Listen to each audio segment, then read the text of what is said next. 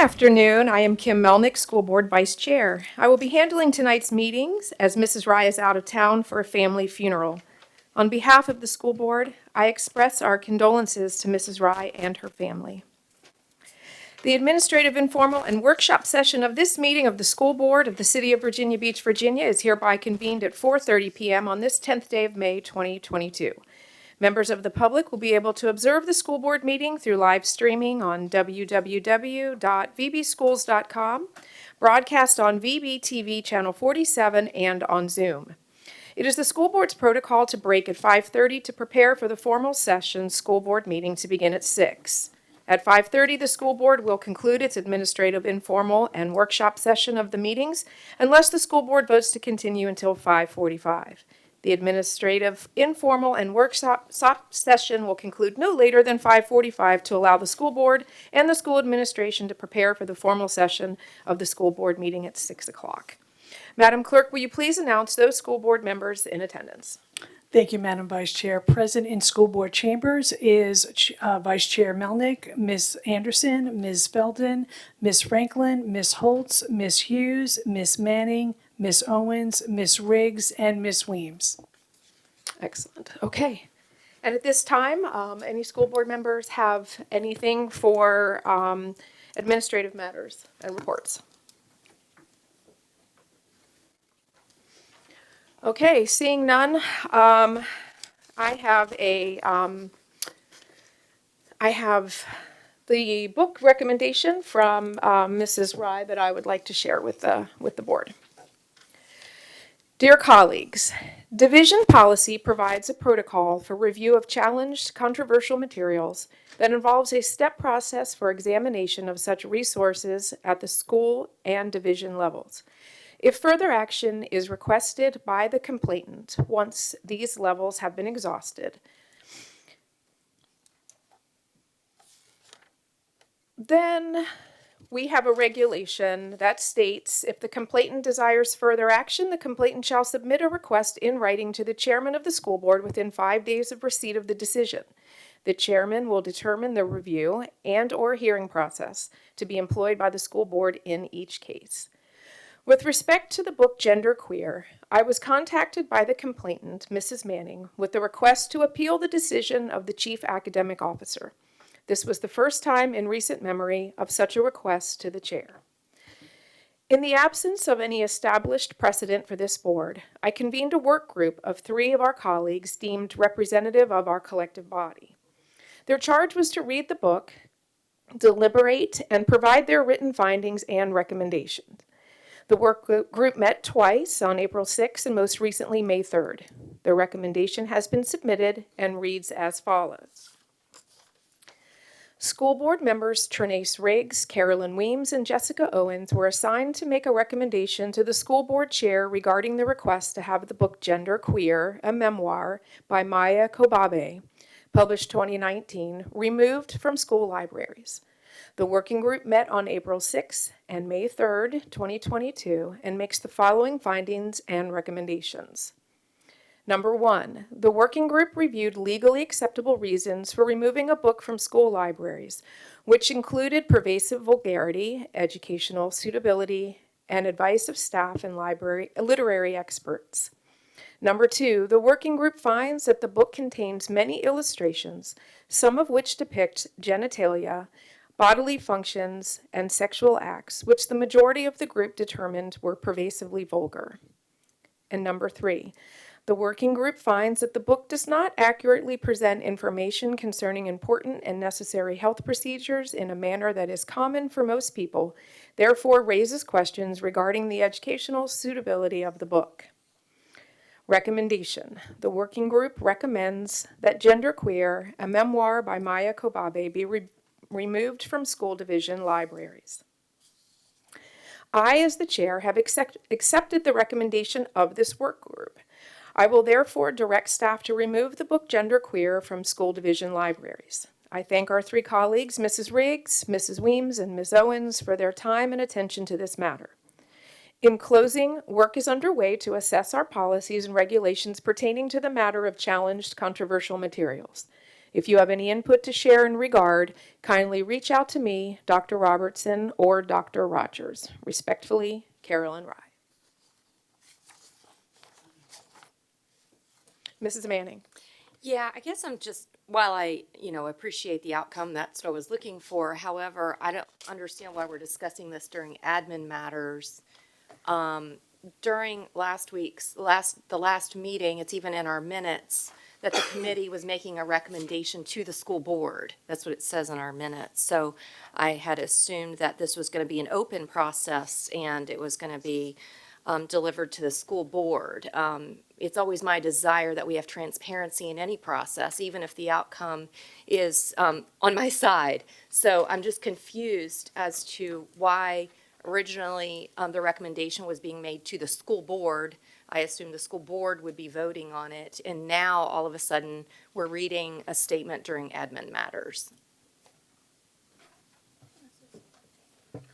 Ms. Manning, I think Mrs. Rye obviously intended to be here, and unfortunately, the circumstances, she wanted to get this resolved, so that kind of led to providing a statement for Mrs. Melnick to read.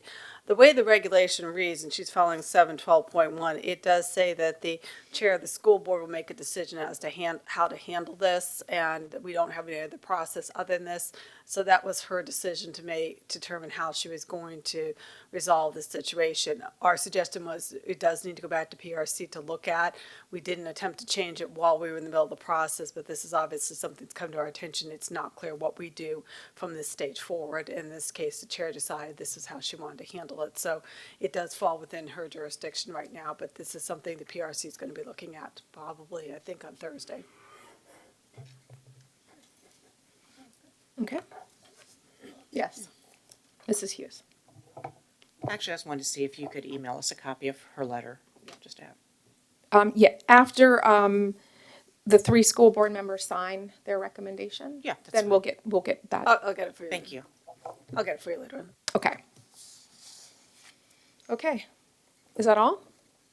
Okay, and with that, I'd like to welcome Mrs. Linetti, School Board Legal Counsel, and Cheryl Woodhouse, Chief Human Resources Officer, to give us a presentation on collective bargaining update.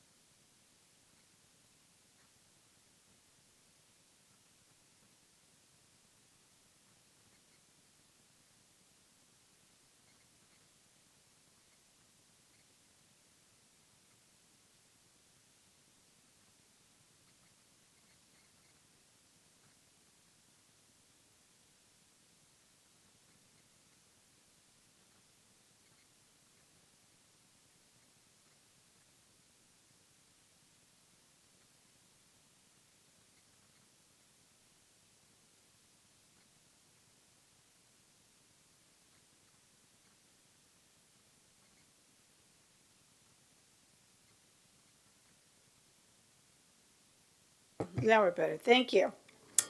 Good afternoon, Madam Vice Chair, School Board members, and Dr. Spence. I'm Cami Linetti, School Board Legal Counsel, and I'm here to follow up from September 14th meeting when we were discussing collective bargaining. Just give you a background, remind how we got here. And September 21, we had a meeting follow-up, and we were talking about some of the things that we needed to do. As we've discussed before, we've had the employee input process as a recap that we'll cover today. We're going to talk about the employee input process as we handle it today. We're going to talk to you about the employee input process enhanced, what we're calling it right now because we don't have another name for it. And then I'm going to talk to you then, if we have sufficient time, about a little bit about the collective bargaining estimated costs and examples that we're seeing in other places in the Commonwealth. Just as a reminder, We brought this to your attention after the General Assembly in 2020 passed legislation that authorized certain forms of collective bargaining for the state and local government coming in. So we came to you on April 27th, 2021 was our first presentation on collective bargaining. We came back to you in July at your retreat, had a more extensive discussion about collective bargaining. If you remember, that's when John Muir was presenting to you some of the history on the employee input process, the meet and confer process.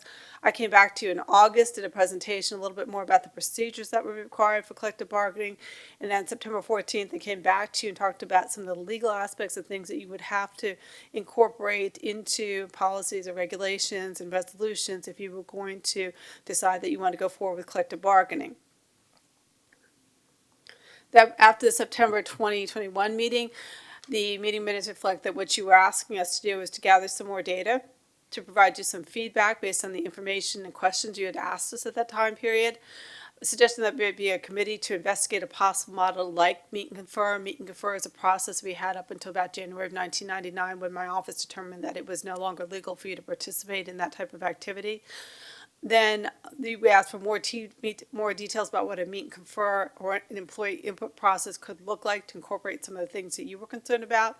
You wanted us to come back to some scenarios with costs, and then you wanted us to make sure we were looking at issues about legal representation, opening plans, and mitigations that might be necessary. So we've taken some of that information and looked at that. I've worked with Mrs. Woodhouse and Mrs. Woods and her staff, and be bringing to you today. Starting with the employee input process, I'm going to turn this over to Mrs. Woodhouse, and I'll jump back in on the last slide.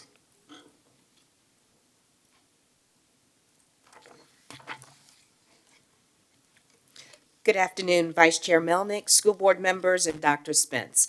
I am Cheryl Woodhouse, Chief Human Resources Officer. This afternoon, I would like to share the division's past and present models of the employee input process and share what we view as an enhanced process. Currently, the division has two policies which focus on the employee input process.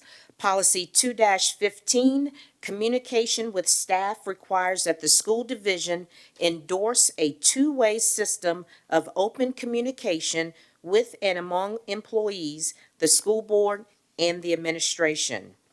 As a subset to Policy 2-15, the strategies to communicate with employees include face-to-face meetings, newsletters, technological, interactive, electronic communications, etc. Also, Policy 4-8 requires implementation of the employee input process. Prior to 1999, the employee input process consisted of meet and confer.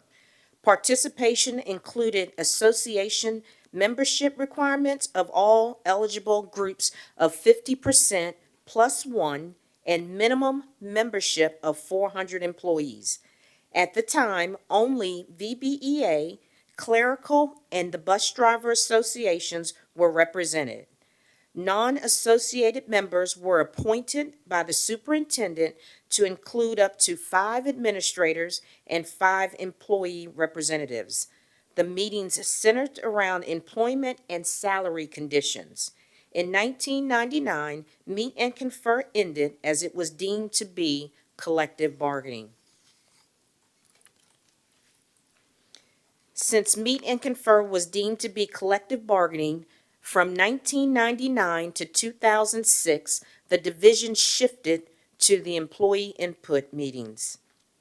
In step 1 of the process included 21 face-to-face employee input meetings scheduled throughout the city. Step 2, minutes from the 21 face-to-face meetings were then shared with the issues review team members consisting of 9 to 15 members for each employee group. Step 3, each review team forwarded a list of prioritized issues to the superintendent.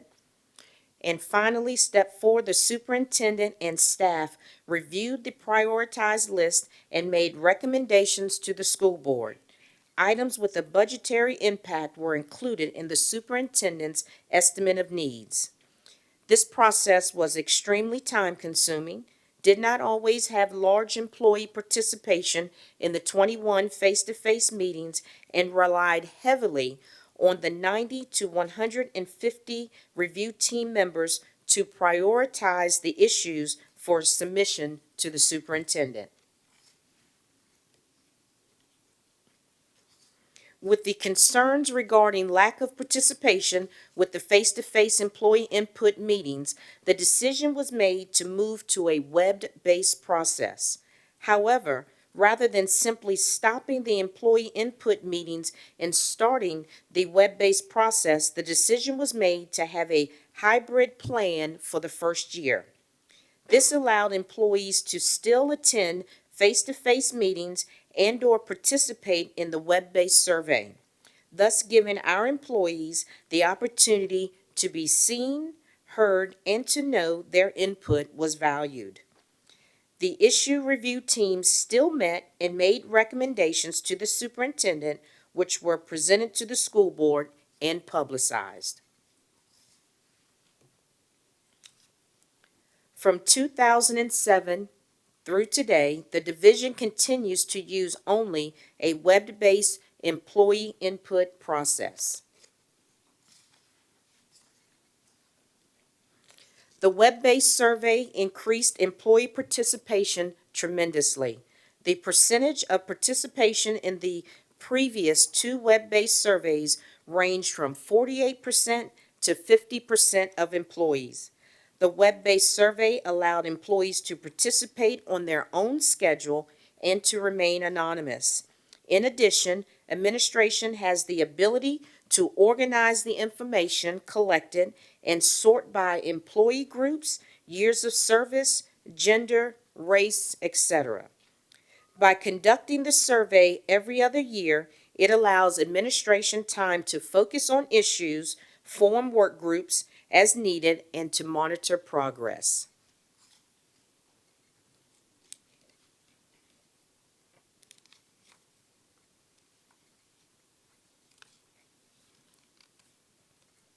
The web-based survey is administered to all employee groups, as our staff must know we value their thoughts and opinions, and no particular employee group is more important than the other.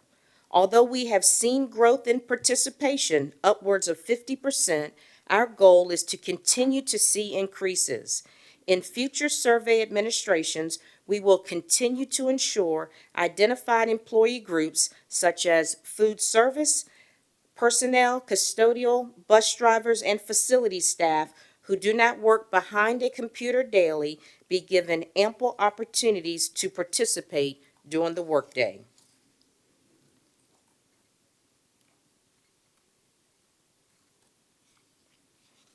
So I'm imagining you are sitting there wondering, well, what's next?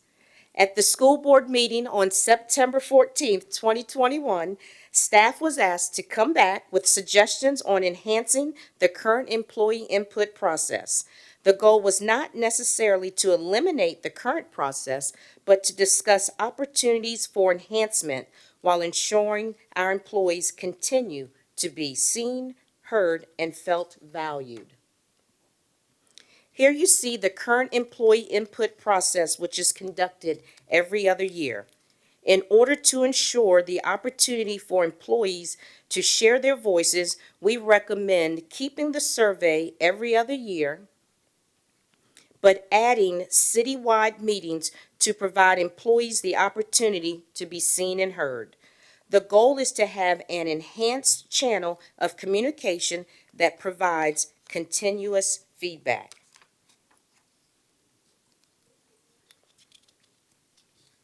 We bring to you the employee input process enhanced.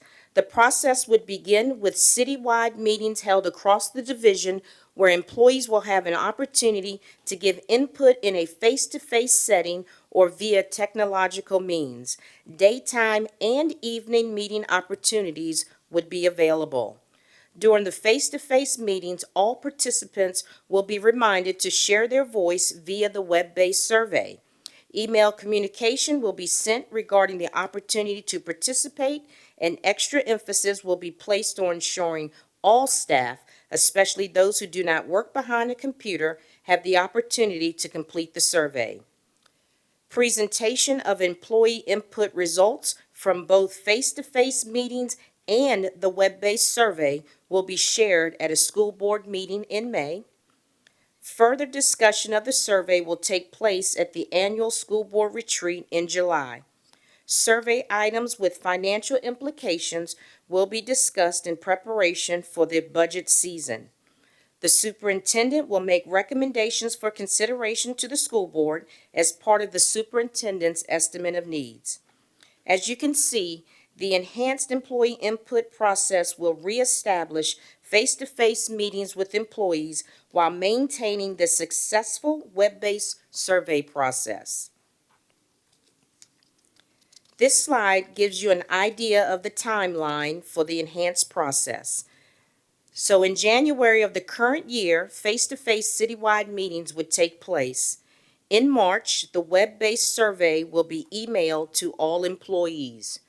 During the April-May timeframe, the results of the web-based survey will be compiled and presented to the school board. During the school board retreat in July, additional discussion of the employee input process will take place. The budget process begins in October, and in February of the following year, the superintendent will make recommendations to the school board as part of his estimate of needs. And now at this time, I turn the presentation back to Ms. Linetti, School Board Legal Counsel.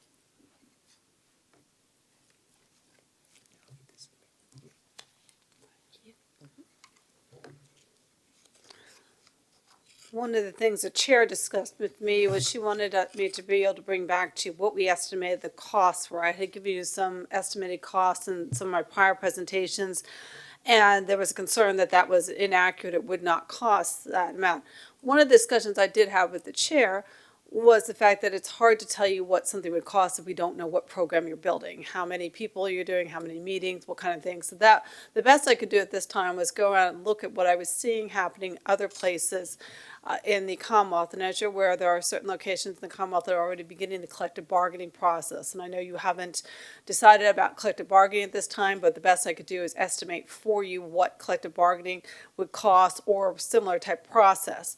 So looking at some of the areas, Alexandria has an estimate in their budget of $1.4 million to get started. That's what they're clarifying for. I know that they're looking for one FTE who would be the administrator, a labor person, labor coordinator, something of that nature. And I know that the budget they're advertising for is $169,414 as the base salary, just to give you an idea what it would cost for that. When they talk about startup costs, most of these localities are talking about hiring an attorney, getting the process in place, and hiring some other individuals. That would not be the final cost. Arlington's been a little bit further ahead too. They've got an initial plan of $350,000, but that cost was just for legal services to hire a law firm to help them develop the program that they wanted. They're also looking for one FTE person, would be something of an administrator who would begin the process and design it for them. I have not seen a salary out for that. I have seen some advertisements for the position. Fairfax has also gone into this process. They've estimated $1 million in costs. I know that they're currently advertising for something called a labor relations administrator. They're also doing that through what we call an RFQ. They're a process where they're looking for a company that might want to come in and do this. There are labor companies, most often they're law firms that come in, so they've got bids out there for you. So it might be some time before we know what it is they're paying for that. But usually what that involves is either a set amount that to begin a year or an hourly amount it would cost to bring in individuals to do that. So it would be hard to estimate that cost. I also know that they're looking to hire what they're calling a labor relations consultant, which would be $133,000 in addition to the labor relations administrator, which might be an outside law firm. Loudoun County's had been pretty public about what they're doing right now with their plan. They've estimated about $1.6 million. What I've been able to piece out from their budgetary documents right now is that's roughly equivalent to 8 full-time positions. There would be a director of labor relations. They're estimating that and advertising the starting salary is $226,000, just to give you an idea of where some of these costs are going. They're also looking for 2 supervisors, 4 labor relation coordinators, and 1 administrative assistant. We think that's what's amounting for the $1.6 million. We don't think that would fully cover outside legal costs to develop a program if they're hiring a law firm, but we think that that is where they're going with that. Interesting, Richmond was one of the first locations in the Commonwealth of Virginia to go for a collective bargaining. There's recently been some infighting with their on the budget season, if you're watching what's going on in the newspaper. And although they agreed to go forward with collective bargaining, when they looked at the actual costs in the budget, the managers and the city manager started talking about whether it was really, whether they could afford to do that. So there was actually, my understanding is there are currently votes going on and how much money that they would be putting towards this, because some of the argument appears to be that if you have $1 million or $2 million, would that be better off being given to the employees as opposed to developing a program like that? So although Richmond has it, they're revoting on how much they're willing to pay to get this program off the ground.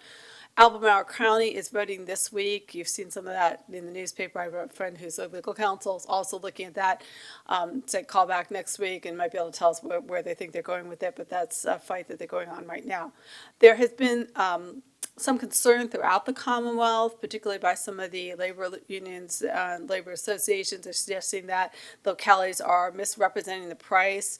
I want to point out for you, these are actually, when you see some of the salaries, these are advertised positions I'm seeing. They're also things I pulled out of their budget documents. Again, I don't know that this will be the final cost to do this. I think this is just what they're estimating. So when the concern was that I may have been overestimating what it costs for you to develop a collective bargaining program, just showing you what other localities are running up against. Everybody's still pretty new in this process, so it's hard to give you what a running established program would cost. But I do think that is a realistic amount of money to do this. Once I know I can handle some of this, some of the development of the programs, but long term, if you see what happens with law firms, they often bring in law firms to handle the cost of this. What a law firm is doing in these circumstances are certain stages in the collective bargaining. I talked to you that before about verifying votes and verifying anonymous information about who's joining groups, who's eligible to be in a group. That's often what you're paying for. They also involve some disputes in that.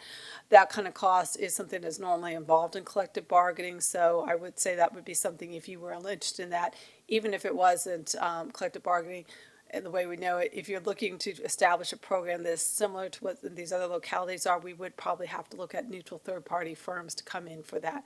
Again, I can't answer the question for you as to exactly what it's going to cost until you tell us what the program is you want. Then we can back out for you. At this time, I believe Mrs. Woodhouse can answer any further questions, so can I.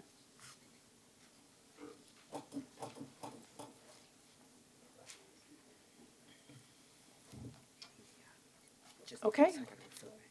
Oh, okay. At last second.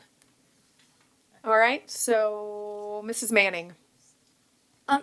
Yeah, Ms. Woodhouse, thank you for the enhanced employee input process briefing. One thing that I personally would like to see as part of that is for the school board to get more specific reasons of resignations or retirements. And I don't know if that's a privacy issue. If it's a privacy issue, perhaps on the exit interviews, we could ask a question such as, would you like to provide the school board with details on why you're leaving? Okay. I don't know what your process is right now, but I would personally like to have a little bit more detail on that. Okay. Currently, our process is anyone who is separating from employment completes a form to indicate their last day of working, and then they have a choice of options they can select from to include leaving the area, military spouse transfer, personal reasons, family reasons. That's as detailed as we get on that particular form. But if they are willing and open to share with us, we can find a way in which to compile that Yeah, I information. would like, yeah, because we just get we do get those general Yes, ma'am. answers, but I would like to get more details. Thank you. Okay, Mrs. Anderson. So the process that Virginia Beach had up until 1999, which was a meet and confer process, it didn't cost the amount of money that we're being quoted today. And probably because everything that was decided upon up to that, during those meet and confer meetings, weren't legally binding.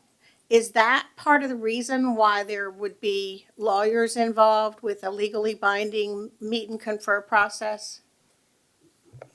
If you're going to legally binding, that's pretty much collective bargaining, so that's Right. where I would have a problem. If you're just doing a process that doesn't result in a legal document, what you used to have is a memorandum of agreement or a memorandum of understanding, then you may not need outside attorneys. If you start, where I see some of the problems in these type of processes is when you have to start defining groups and verifying who's in the groups. If they're okay with the process you choose, that's fine. But if you saw the fight that was in Prince William County about 2 or 3 weeks ago, Right. what the concern was they had they were adopting collective bargaining, and the groups coming in wanted verification. They wanted to be able to anonymously submit the names of employees that met the qualifications to be in the group, and they demanded that that be done by an outside neutral firm that the school board would pay for. And the school board said, well, we didn't write that into our process. And that is typically something you see in collective bargaining. And there was some fight on, the school board confirmed at that time that they were not going to pay for an outside law firm to come in. So those are things you would need to think about, whether you were willing to pay for that and something like that. But that's going to be more if you're very traditionally in the collective bargaining realm, or when you need to verify who is eligible for a group and people are concerned about retaliation and they want a neutral party, you would have to work some of that out. Right, and I from my understanding, there was a problem because some of the teachers' names were in there, you know, who signed up to be a part of it, and they didn't want administration to know what their names were. You know, I don't know how we could guarantee that there wouldn't be retaliation for joining the group that wants to bargain for, you know, better working conditions for teachers. So I don't know how that could be guaranteed, but I just feel like, you know, the meet and confer process, and we've talked about this before, but, you know, what I've been hearing is at least an enhanced meet and confer process similar to what we did up to 1999 would be something that we might be interested in. I don't know for sure, but I just, you know, I think they did come up with a memorandum of understanding, which, you know, some of the things that are off the top that I can think of, the biggest thing that was gained through meet and confer was duty-free lunch.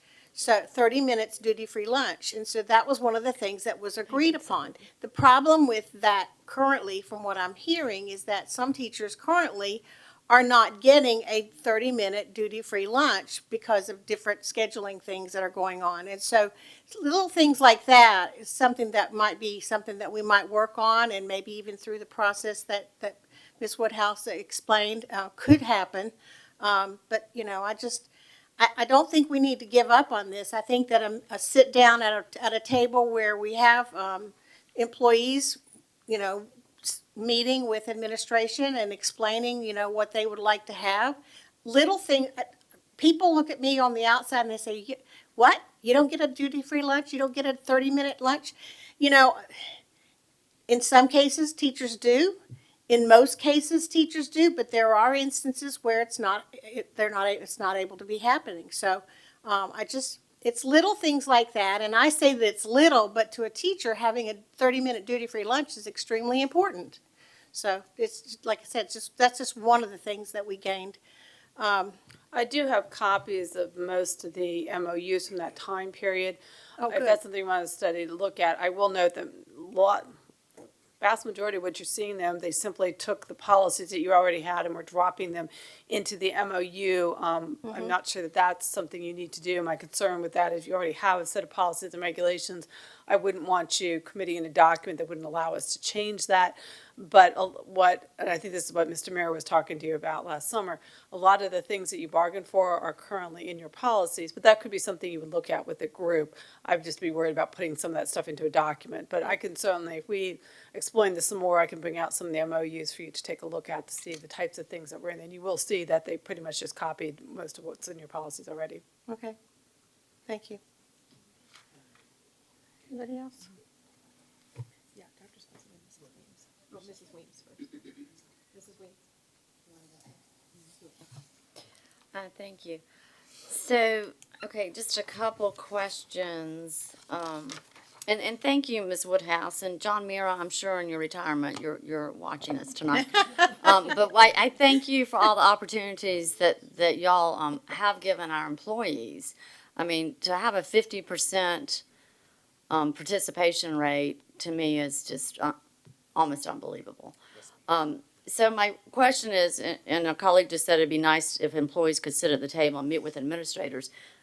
It seems like we have given, and we are giving employees time to sit down and meet with administrators. Can you Yes, ma'am. say that again? Yes, ma'am. In the enhanced employee input process, we would bring back those opportunities for face-to-face meetings.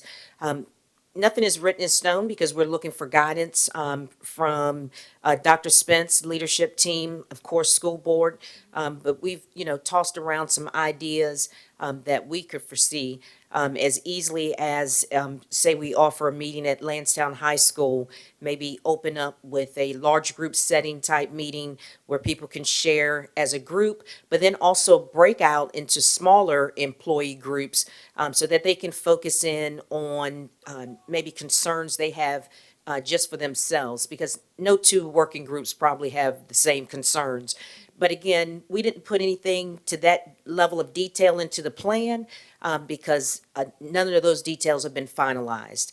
We are definitely open to ideas and possibilities, but the one thing we definitely want to reassure our employees is that we are willing and definitely ready to come to the table to bring back the face-to-face meetings. And as comfortable as the employees can be, we would also have index cards where they could also write and leave input, whether they wanted to come up front and whether it's speak at the mic or speak in a small group. So we would definitely incorporate every opportunity to capture their voice. And that data would be presented as well as the web-based survey data. So it wouldn't be, you make sure you put it on the web-based survey or we act like we didn't collect it. We would bring back to you, in essence, two presentations and merge that information together as one. Okay, yeah, okay. I'm glad that you said that again, because I see this as definitely an opportunity not only to put in your input via the computer, but to actually sit down at the table with administrators face to face, and to do that in person or online, anonymously or not.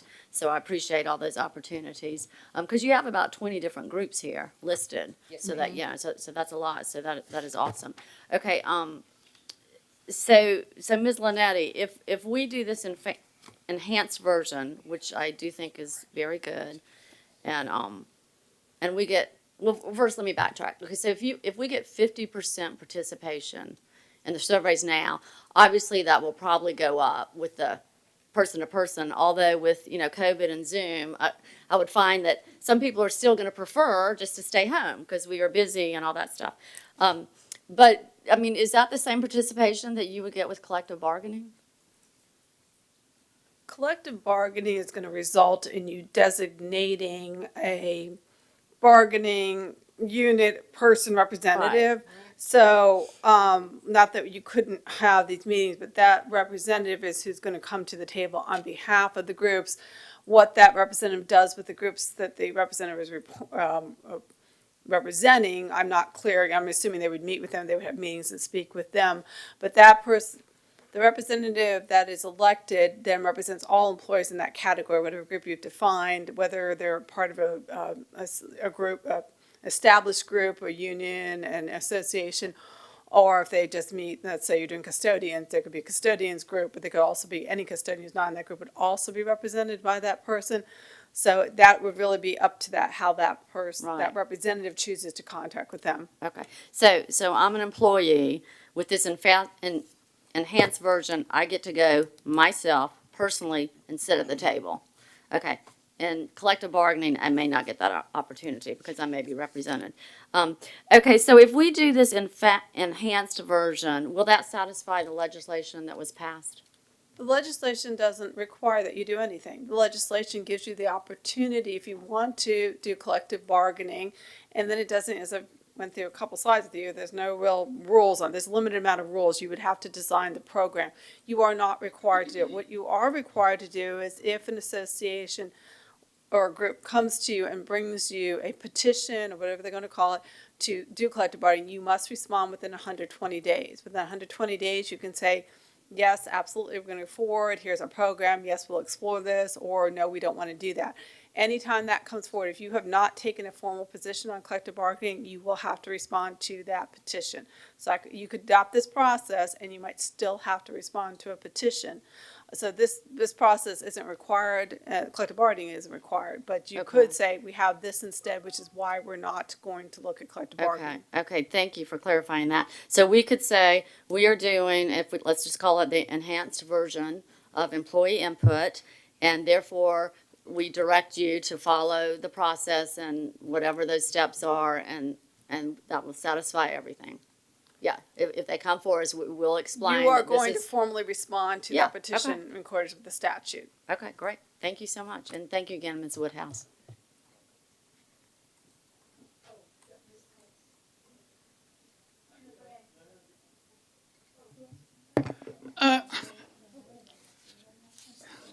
I think 50% is dismal.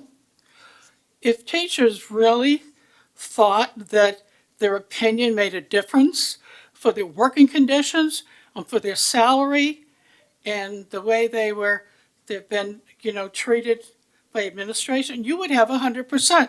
Why wouldn't you? The reason why you get 50%, which again I'll repeat is dismal, is because they don't feel that their opinion matters. I've seen these surveys go out, and it's like on a scale of 1 to 10, it's what is your opinion, but no teacher that I know ever feels that it made a difference, even though they do feel free to express that. If teachers were allowed to vote, you'd have 100%. If they were allowed to vote on certain conditions in their building or citywide, about how their work schedule is and things like that, you would have 110%. So right now, I'm not happy with this. A lot more thought needs to go into this, and there has to be more involvement from teachers from this. So that's my opinion.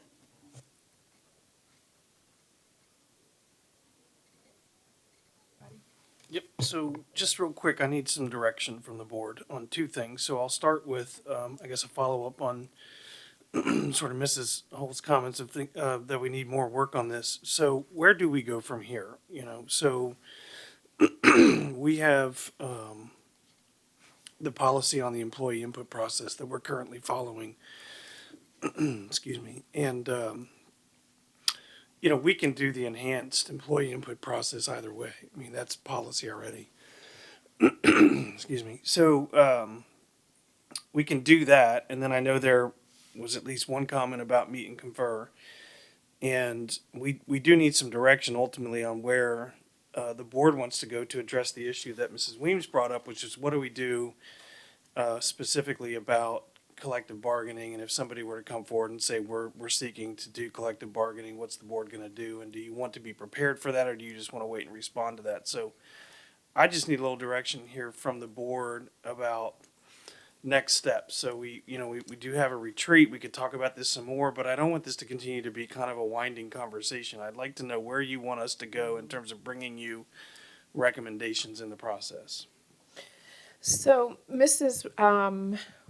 Rye had mentioned to me about perhaps putting a working group together too, as we have done for, a lot of things, to start getting this ball rolling and to have a group that is talking about it, researching, and then bringing information back to the board. So if you could let her know via email if that is something, you're interested in completely like for the board to move forward that way, or if you would be interested in serving on that committee, if you could let her know, I would appreciate that. so we're really not giving any direction. We're gonna start a working group, and that's gonna be weeks or months, or, I mean, we've been doing this since when, February? I mean, 8 months now, 9 months, and, yeah, I mean, it's just, I mean, this working group's gonna go out and gather what kind of information, and then we're gonna, it's. Well, I yeah, think I that, just don't know. I mean, this has been a year long, and we knew it was coming, and I mean, I'm satisfied with this enhanced approach, and then to respond accordingly. But if my colleagues aren't satisfied with that, then- well, I mean, as it was stated, I mean, if we want to start a group so we have information, so we know how to begin to proceed, but until somebody comes forward with a petition, we do nothing. And then once that petition well, I comes would like forward, to, I we have, would Yes, still sir. like to go forward with this enhanced, because I think Right. this is good for our employees, so I don't think we do nothing. We go along with this approach. But I'm not interested in dragging this out for another 6 months. Well, I which a think- working group will. the board is interested in the enhanced approach, but there are different levels of interpretation of the enhanced approach, and I think that is what this working group might be able to solve, and I think it's something that can be put together quickly. And you could get the ball rolling now. You do have space. We've been looking at your agenda for your retreat. There might be some time then we could try to plan, but you need to put us in the right direction so we can help you get the information you need. I'll make sure the chair knows that. Mrs. Manning? Yeah, I support moving forward with this enhanced plan, and, you know, in the absence of any groups coming forward, I don't know why the board is creating more work for, you know, another subcommittee or committee. This should be a decision that's made by our board, not another working group when we have plenty of those. And I just think, you know, in the absence of an organization or a group coming forward, I've already presented that, you know, we've already voted on, we don't want to say no to collective bargaining. That was my suggestion. We've already voted against that. So I think at this point, we have to move forward with what the recommendation is by administration, and then if a group comes before us, then we'll have to address it.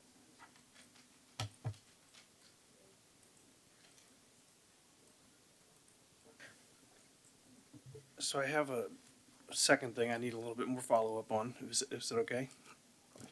Okay, so, need to follow up, Mrs. Manning, on your request about getting feedback on resignations.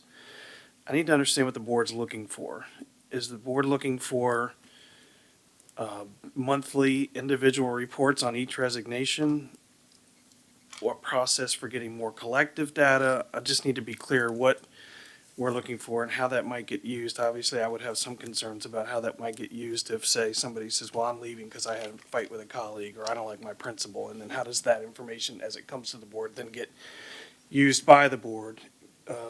You know, given that that would be information that we would need to have at the administrative level to address, which generally we know, but I just need a little understanding on that before Ms. Woodhouse starts working on that process, because I'm concerned that's also going to be a very time-consuming process on a monthly basis to try to collate that data for the board if I'm not understanding the purpose. You know, and I'm open to suggestions. Obviously, we want to keep confidentiality. But, you know, if it's a situation where someone's leaving because they're not happy, I think it's important for us to know why they're not happy. So I think that if we can just get a little bit more detail than we get right now, and that it's just presented at the same time we're getting the information now, but just maybe in a little bit more detailed way, I think that could be helpful. So I'm open to what that looks like, per your suggestions. Okay, so we'll bring back something to look at as far as maybe a process that the board can discuss. Okay, thank you. Dr. Smith, may I share? So right now, Ms. Manning, we do have those conversations, and I can give you one example because we've talked about this at the senior staff level. Currently, many organizations are offering hybrid opportunities for employees to either work remotely full-time and/or part-time. We are finding that within this building particularly, especially our Department of Technology, some of our departments, we are truly losing employees because they can work remotely. And that has become a large request. We're finding in our interview process, as soon as we wrap up our questions and we open up to our employees to ask a potential employee to ask a question, the number one question is, do you offer opportunities to work remotely or hybrid? And so I bring that to your attention because those numbers, I think, are far surpassing now any other data that we're currently pulling. And so I share that with you because I do believe that we probably will need to have a future conversation around opportunities for hybrid and remote work for some of our staff. Yes, ma'am. Sure, thank, Is it? yeah, thank you. I like the idea that Ms. Manning was saying about having a little bit more information about why people are leaving. And I know that when we have the options of moved or personal reason or another job, that those tell a part of the story, but if maybe we could have a couple of items and maybe a scale from 1 to 5, to what level did salary play a part in your decision to leave 1, 2, 3, 4, 5? In what part, what level did telework options play a part, influence your decision to leave 1, 2, 3, 4, 5? And just, a couple of those categories, childcare, whatever type of things. And then it's not going to give us any specific individual confidential type information, climate in your school or management issues. 1 through 5, how did that play a influence in your decision to leave? Because if they put leaving because I received another position, yeah, they probably did, but they might have started looking for another position because of A, B, and C to some extent.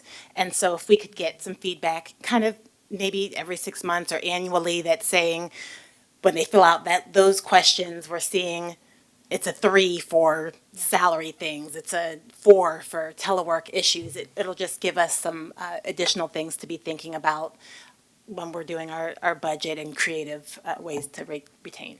Sure. Yep, good. I appreciate that clarity, and we'll, as I said, we'll work on a process and come back to you all for some discussion. Okay, Mrs. Anderson and then Ms. Franklin. I'm in favor, I'm not against the enhanced opportunity for employee input. I think you've come up with a good idea. And I think regardless of whether we have a group come forward to ask for collective bargaining or not, we should move forward with this. And I like the idea of you saying that we could start off with maybe even some large group meetings, asking employees to come, and then breaking those meetings down into smaller groups. So I understand that. I hope there'll be more than one opportunity throughout the year. I think as we know now, as the year goes on, people get weary and tired and anxious for the year to be through. But I think also though, as the year goes on, people say, if this was changed, it would be better doing it this other way. So through the learned opportunities of going throughout the year. I'm not saying that we shouldn't entertain a collective bargaining group if they come forward, but this would give a start and maybe might be something that other parts of the state might look at and say, look what they're doing. And as far as, this is just not really on the subject, but as far as people who work remotely or digitally, I just have to tell you all that yesterday I had a cleaning group cleaning my house, and I noticed that every time they've come for the last 4 times, there's been a new person. And so I said to the head person, I said, are you having trouble retaining people? She said, yeah. Every time I interview somebody, they tell me they want to work remotely. And I said, how do you clean a house remotely? So, yeah, I think it's just where society is now. We've been through COVID and we did a lot of things remotely, but I don't think anybody cleaned houses remotely. So, I wish we could. Mine would be spotless. Because I think about it all the time. right. Funny, Ms. Franklin.